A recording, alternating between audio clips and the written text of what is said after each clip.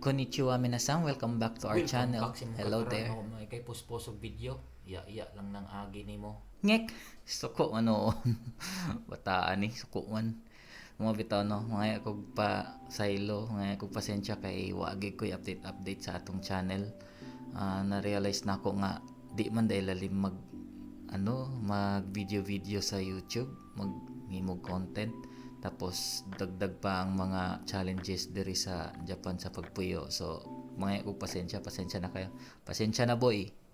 Ini nga video i-try na ko og summarize ang experience namo sa pagpuyo diri sa Japan. Tara, uban ko ninyo. Living here in Japan, grabe kayo ang experience, no? Daghan jud kayo ang beautiful places and beautiful moments nga na-experience diri. Gikan sa ilahang rich culture hangtod sa ilahang advanced technology. Grabe ingon pa nila na there's always something to discover here in Japan. However, kailangan pod nato i-accept or i-consider and i-acknowledge ang mga challenges pod sa pagpuyo diri sa foreign country, which is ang Japan. Ay Filipino ta, Japanese, naagay mga challenges nga ato ang ma-experience. Ang biggest challenge gud nga ma-experience nimo diri pagpuyo sa Japan is yung language barrier gyud. Mao gid na ang pinakadakong problema nga ma-face nimo pag puyo ka diri, language barrier. Kailangan nimo nga kay balo ka mo basa og katakana og hiragana, kay balo po ka og makipag-istorya miskag simple lang na conversation sa mga locals diri. Ako mismo diha gi ko nagpart nga naglisod jud kayo. Trust me, dili sa lack of trying pero lisod kayo ang language nila. Labi na considering nga bago pa ko dari, daghan kay i-consider ba, daghan kay dapat i-memorize, daghan kay dapat tun-an. So diha pa lang naglisod jud ko. Pero kailangan gid nako nga pag-ibayuhin ba ako yung tarungon pag-study kay essential gid siya, kailangan gid siya lalo na sa pagpangitag trabaho, isag mga simple na conversation lang na kailangan gid nimo kamao ka kay mapawala-wala ka diri na maglisod yung ka puyo diri sa Japan. Challenges aside, no, daghan gihapon og mga beautiful moments na among na-experience diri. Mga lugar na adtuan, labi na kung season like sakura season at mi sa mga na cherry blossoms na lugar. Kung winter at mi sa may mga snow like Shirakawa Go, nami activity na mag-camping. Kung spring or summer, uban sa mo ang mga friends. So di gyud masukod, di na mo maihap ang daghang beautiful moments na mo na na-experience diri. Ang pinaka di gid nako makalimtan sa tanan, no, is yung nibisita ang parents o family sa ako ang misis diri sa Japan.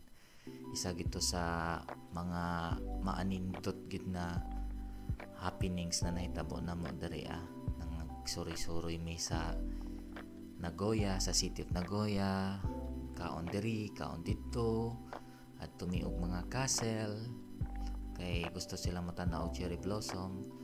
Gusto gid pud nila og snow kay wala biyay snow sa Pilipinas, so gisuri ginamo gibiyahian ginamo sila paadto sa snow kay gusto mo tan-aw labi na ang mga bata. Pero ang pinakalabaw sa tanan ang di na ko makalimtan is katong nagbanding-banding mi diri sa balay, nagkaon-kaon lang, istorya lang, simple lang banding sa usa ka pamilya. Mo na isa sa di na ko makalimtan kay isa po na sa pinaka-importante nga dapat magtapok, magdungan og kaon para makapagpanag-istorya. So moto di gid nako to makalimtan. And siguro mga next year ang ako namang family ang ako ang i-try og pabisita diri para ma-experience pod nila. Daghang kayong mga butang no na gusto na akong pasalamatan. Isa pod sa mga gusto gid na akong pasalamatan kay nakakita mig mga tao diri nga natawag na mo mga friends o natawag na gid pud namo nga mao ni amo ang nahimong family diri sa Japan. Na sila sa daghang butang, sa kalisod, sa kahayahay, kung nami mga party kami gi magtapok-tapok like birthdays, kung kinsa tong na birthday, magtinabangay, magambag-ambag, kikibi, inana nga mga butang. So sa mga New Year's or Thanksgiving, Christmas like that, naagid sila na naagid amo ang mga friends uban kanamo, uban pud mi nila. Mo nang isa gid na pud sa akong mga gipasalamatan kay kung baga layo man mi sa Pinas, no, layo mi sa mga family namo, baga sila na adere, sila ang among nahimong family diri. Ang pinaka dako gid namo nga gipasalamatan, no, ang gihatag gid sa amo sa Ginoo, no, ang pinakadakong blessing nga gihatag niya sa amo mag-asawa. Sa isa ka tuig, no, na wala ko ka update sa inyo, mo niya mo ang biggest update, no. So gihatag na gid sa Ginoo ang among gipangayo nga magka-baby. Gitagaan mi niya og baby girl nga nganlan namo og Ariete, gikan sa isa ni siya ka novel na basa or na tan-aw sa akong misis, nga bagay pud sa nagustuhan pud namo ang character ba, ang main character nga si Ariete mo na ang gipangalan namo kay Ariete. And din na damguhan pud ni sa ako ang asawa nga ang iyang baby girl, yang maanak is gipanganlan niya Ariete. So amo ang naistoryaan nga Ariete among ipangalan. Grabe gid namong pasalamat sa Ginoo, no, kay gihatag gid namo ang gipangayo mot na ang amo ang kumbaga pinakadakong blessing nga nadawat niya sa niaging tuig, no, sa mga niaging bulan nga niabot nga nahitabo. So mo to ang akong asawa, April ang yang due, mga anak na siya sa April or late last week sa March na nga mga dates, mga anak na siya. Ako po nang iampo po sa Ginoo nga safe sila duha, atong i-pray pod tabang kanyang pray na safe akong asawa ug ako ang baby nga ma-overcome na nila na procedure, no, ang pagpanganak. Tabangi ko ninyo og ampo pod. So mo to ang summarize, no, sa mga nahitabo sulod sa isa ka tuig namo nga pagpuyo diri sa Japan.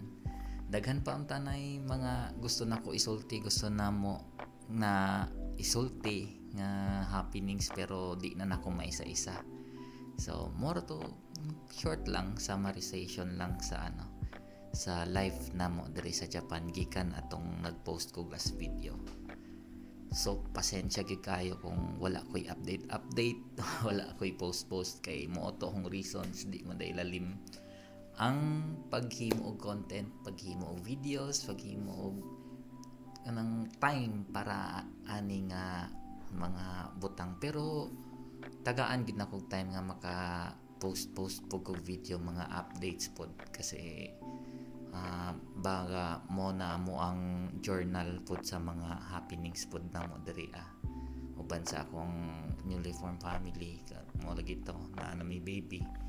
So moto salamat sa pag-uban sa ako, salamat sa pagtan-aw ani nga video, and sa mga wala pa nakasubscribe or first time pang nakabisita sa channel namo, i-subscribe po ko ninyo diha and i-like na lang po ninyo mga video kung nagustuhan ninyo, and i-share po ninyo para makahibaw po tong uban. Pero ang ako magong video kay Bisaya, pero di ni siya exclusive sa Bisaya ha. I-try na ako og anang butang og subtitle na English para masabtan pud sa tanan na mutan-aw. So salamat kayo, and kita sa sunod. Mite korete. Arigato.